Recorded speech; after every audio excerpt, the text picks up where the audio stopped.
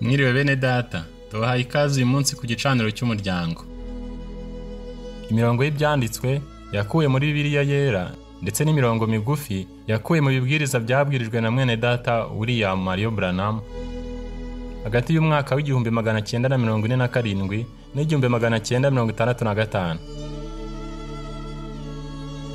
Mu gihe muri kumvira ijambo ry'Imana, turizera ko muri buhabwe umugisha.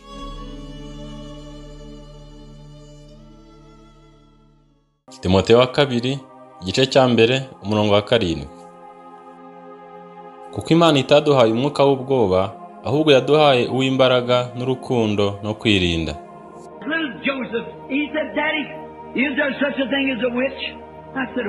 Joseph muto wanjye yaravuze ati, papa, habaho ibintu nk'ibyo by'ubupfumu? Ndamusubiza nti, yego, nta gushidikanya.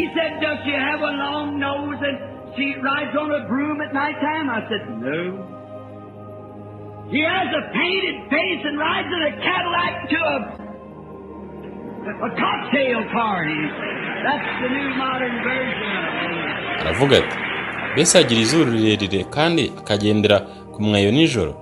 Ndamusubiza nti, oya, aba yisize amarangi mu maso maze agatwara imodoka ya Cadillac agiye mu birori byo kunywa.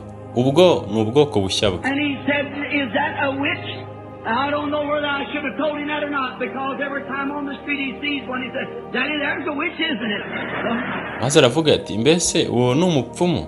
Sinzi niba nari kuba narabimubwiye cyangwa se ntari kubimubwira, kubera ko igihe cyose ku muhanda agize uwabona aravuga ati, papa, nguwo umupfumu, sibyo? You know, they used to have old Charlie Barleycorn, some of you older people. Murabizi, bakundaga kugira umusaza Charlie Barleycorn, abashaje bamwe muri mwe muramwibuka? Remember him with the hat pulled down over his ears, and even a crow would be scared of him. Charlie Barleycorn. Oh, he's changed since probation went out. N'ingofero imanuye hejuru y'amatwi ye, ndetse n'igikona cyari kumwikanga. Charlie Barleycorn, yo, yarahindutse uhereye igihe kubibuza kwajyagaho. But now he's in a little bumper sitting in every icebox, and he's the most popular fella in the city.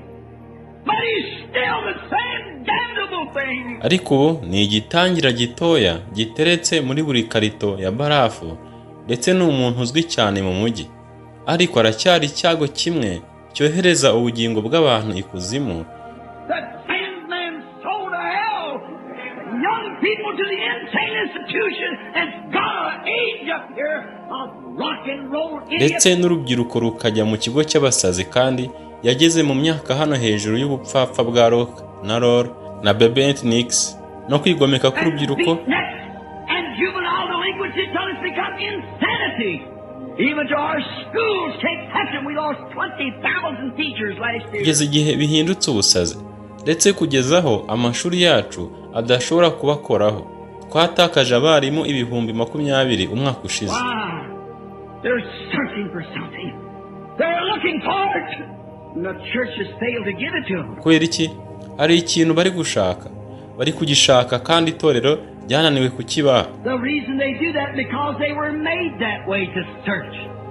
Finally, what does it end up in? Murder and suicide. Mpamvu bakora ibyo ngibyo ni ukubera ko baremwe gutyo ngo bagishakisha, ngo bashakisha. Ese hanyuma birangirira he? Kwica no kwiyahura. Man who thinks that he's doing something when he gets a date with his neighbor's wife, or with break up some home or some woman. Umugabo utekereza ko afite icyo ari gukora mu gihe afitanye gahunda n'umugore wa mugenzi we, cyangwa yajyaga gutandukanya urugo rumwe cyangwa umugore umwe. You think you're getting by with something, but finally you'll end up with a pistol to the side of your head, blow your brains out, or jump from some scaffold somewhere, or kill yourself, take poison dope. Uratekereza ko uri kwirwanaho ukoresheje ikintu runaka, ariko hanyuma amaherezo ni imbunda ntoya izaba iri ku ruhande rw'umutwe wawe, maze usandaze ubwonko bwawe, cyangwa se usimbuke kugikwa ahantu runaka, cyangwa wiyahure. Or something, and go into a miserable condition and die and go to a devil's hell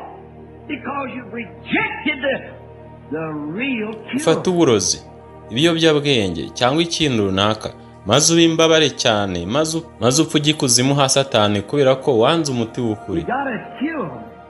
Calvary's that cure. Christ is the cure. And He is the only cure, the only foundation, the only way. Twabonye umuti. Karuvari niwo muti. Kristo niwe muti. Kandi niwe muti wonyine.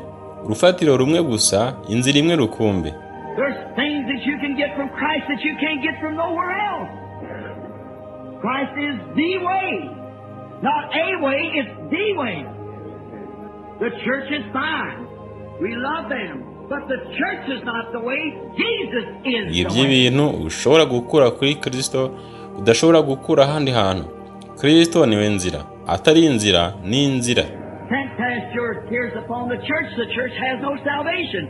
It can only point you to Jesus, who is the only salvation. Yesu niwe nzira. Ntukikoreza amaganya yawe itorero. Itorero nta cyiza rigira. Rishobora gusa kukwereka Yesu ari we gakiza konyine. The way, the truth, the life. The only way to the Father is through Jesus.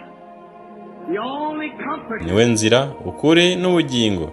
Inzira imwe ijya kwa Data ni muri Yesu. Umuhumuriza umwe. The only one who knows how to care for us. For we can't even care for one another. Mwe rukumbu kwitaho. Kubera ko tudashobora kwitanaho.